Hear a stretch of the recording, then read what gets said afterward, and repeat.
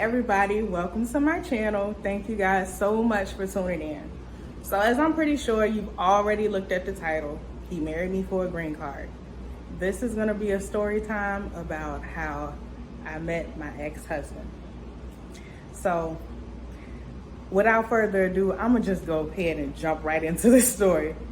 So I met my ex-husband, we're gonna call him Malcolm. I met Malcolm at Amazon back in 2016, and this was around October of 2016. I was 20 years old, and life was kind of strange then. So we met in the mod. I used to do pick, and I think he did like some QA-ing or something like that. I'm not sure, I can't even remember. But anyway, I worked doing picking. So as I'm picking, you know, I'm minding my own business and everything like that. And someone walks up behind me. And he's like, you know, hello, how you doing? So I turn around and I'm like, hi.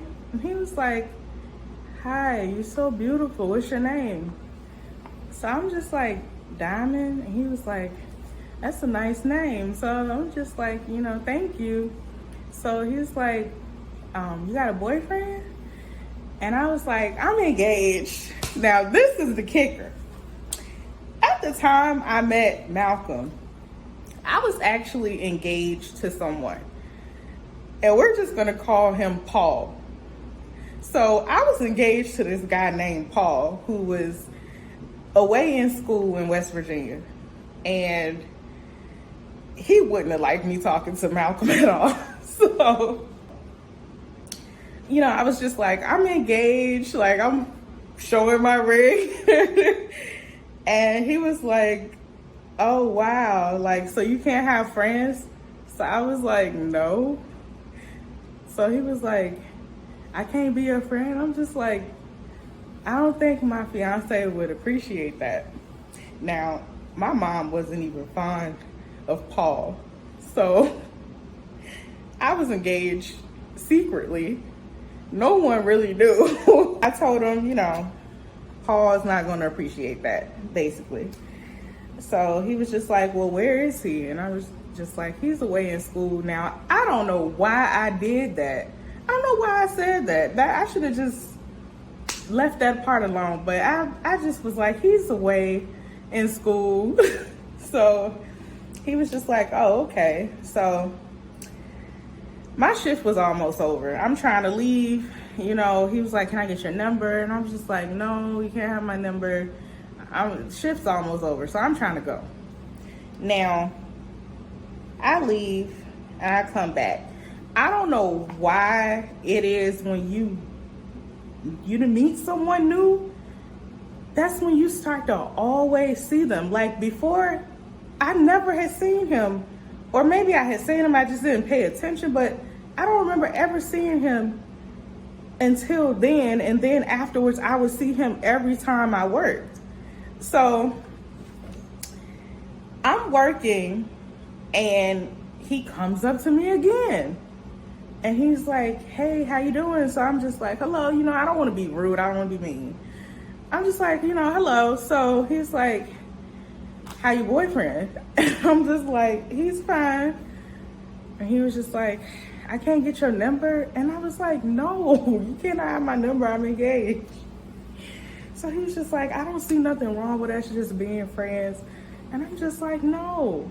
So as I would say about a good week or two goes past, the same thing just keep happening.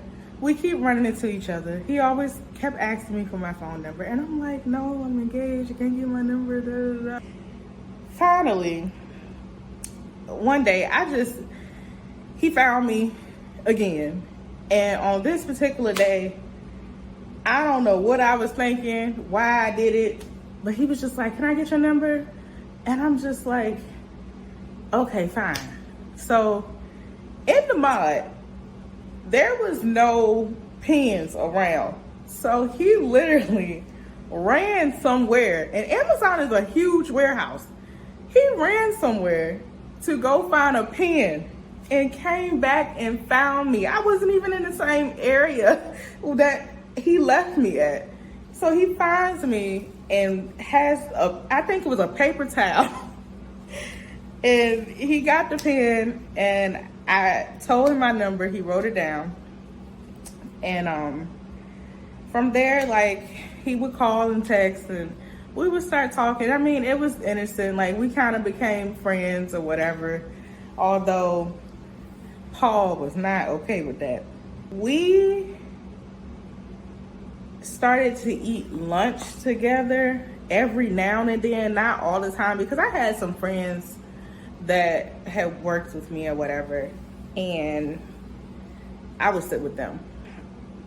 Malcolm was very consistent, very, very consistent. So I remember I needed a ride home. So if you've worked at Amazon, you know sometimes they do a ride share. At the time, there was a lady that would take me to work. I paid her $75 a week, and she would take me to and from work. But on this particular night, because I worked like the 6 p.m. to 4:30 a.m. shift.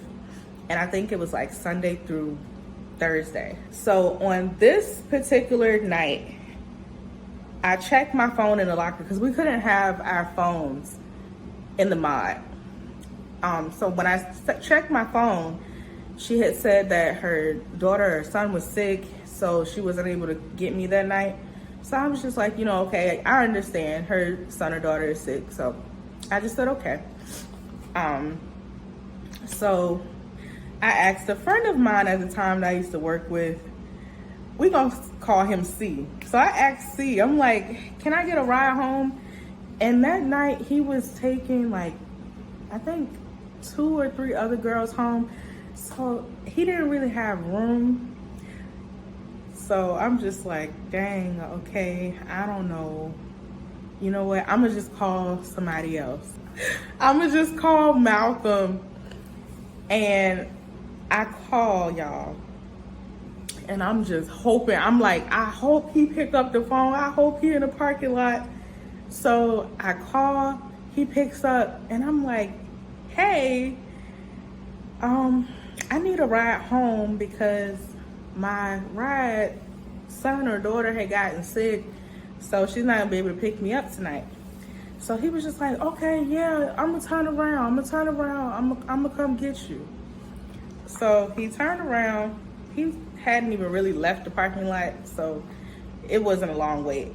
And he got me or whatever, and we had started talking in the car, and he was just like, you know, do you drive? And I'm like, a little bit, but nobody really was teaching me how to drive at that time, because they were scared. My family was scared for me to drive. So he was just like, you know, I can teach you how to drive, and you know, you can drive my truck. So I was just like, okay. So he dropped me off, you know, and texted me when he made it home, and that was that. You know, I had to get some sleep because I had to be back at work at Amazon. And from there, like, he kind of started picking me up and taking me to work. So I'm gonna say around December, I lost my job. And I was like, I don't know what I'm gonna do. At this time, I was living with my dad and his mom. And if you know me, you know that my dad's side of the family, we're not very close, I'll say. So it was kind of awkward for me living with them. at this time. And for some reason, I just knew they were going to put me out. I don't know. They didn't say anything. I didn't tell them I even lost my job. It was just that I felt like if I told them I lost my job, I felt like they would put me out. I don't know if they would have did it or not, but I just felt that way. I don't know. I told Malcolm, I'm like, I don't know what I'm gonna do. And so he was just like, you can rent a room at my house. And I'm like, I don't know if I can do that or not. And I'm like, I just lost my job, so I'm not gonna be able to pay right away. And he was just like, no, it's okay. Like, once you get on your feet, you can start paying. So I'm just like, okay. And I move out. And I move in with Malcolm. Lord. My dad and my grandmother didn't even really question who I was moving with. So I packed all my stuff and he helped me pack it all in his truck, and we go to his house. I'm thinking I'm gonna have my own room. Y'all,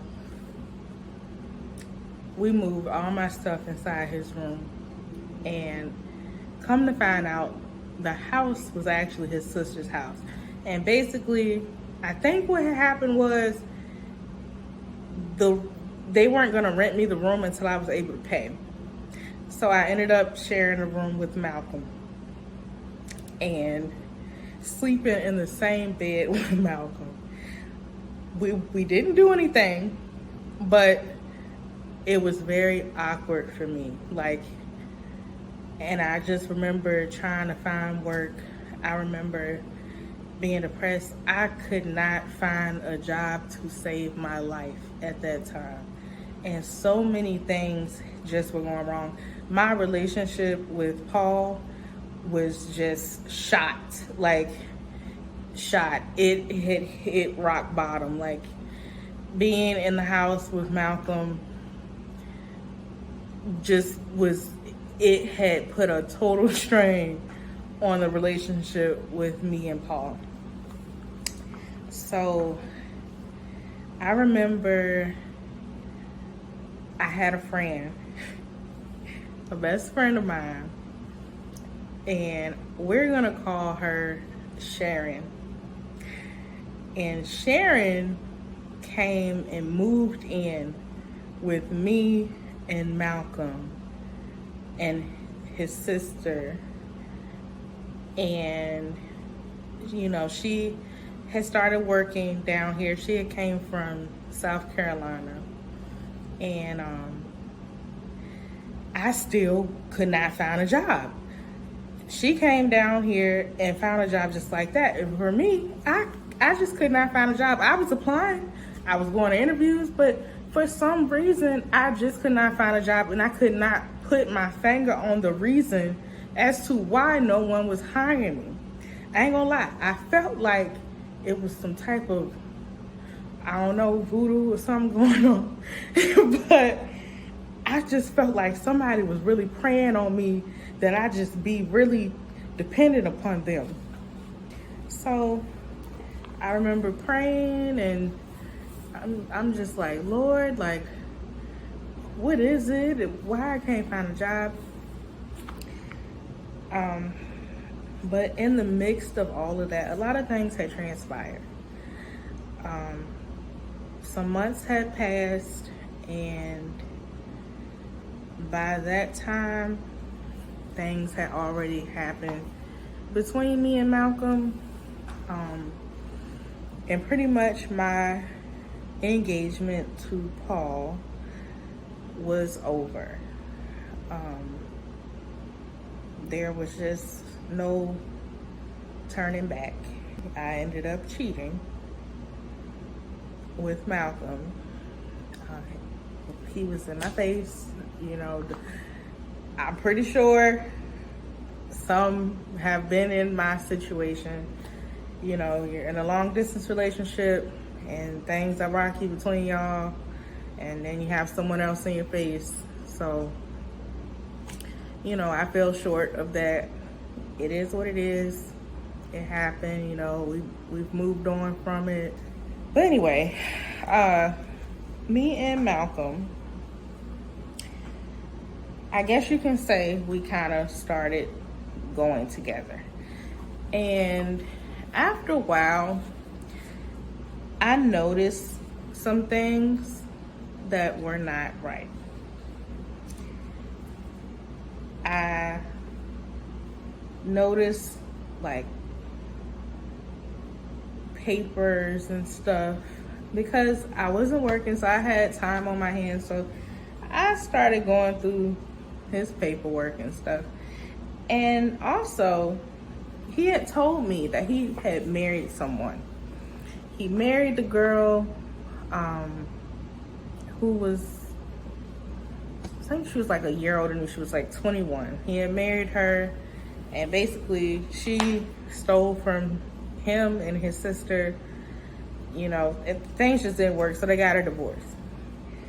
But I started to look a little more into things, and you know, I noticed phone calls and text messages from him and some lady. And so I'm like, what are these messages? So as I'm looking, I noticed it was something about a child. And at the time, I did not know he had a daughter. So when he wakes up, like, I had questioned him about who this person was. So he was just like, it's his sister. And I'm like, the messages were not like, at that time, they were not inappropriate messages, but there were messages about me, and it just seemed kind of strange to me. So, and I think in one of these particular messages, like, she had asked where I was at or whatever. So you guys, come to find out, this person who was his sister was actually the baby mother. So I pulled him to the side, you know, and I asked him, I'm like, look, you know, do you have kids? And he denied it at first. He's like, no, he don't have any kids. And I'm like, I seen the messages in your phone. This is when I tell him, hey, I done been through your phone. Like, I seen the messages between you and this woman, and I know you have a daughter and a son.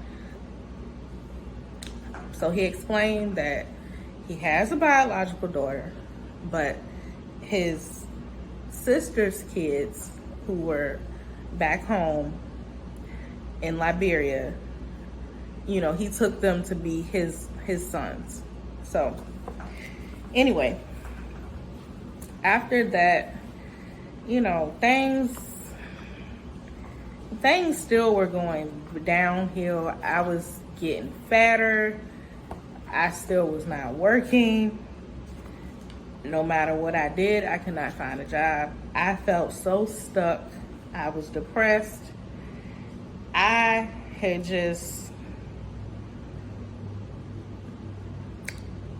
was lost. I was very, very lost. So I remember reaching out to my great aunt to come to church, and I wanted prayer. I could not break away from Malcolm in this house. I could not find work. I could not see myself anymore. Like, I did not recognize myself. And it was very stressful. So I'm gonna stop things here. because I don't want this video to be too long. But there's going to be a part 2, a part 3, and a part 4. So this is how we met, basically, and me moving in and everything. Thank you guys for watching. Please like, share, and subscribe. If you have had an experience, something like I have, share with me.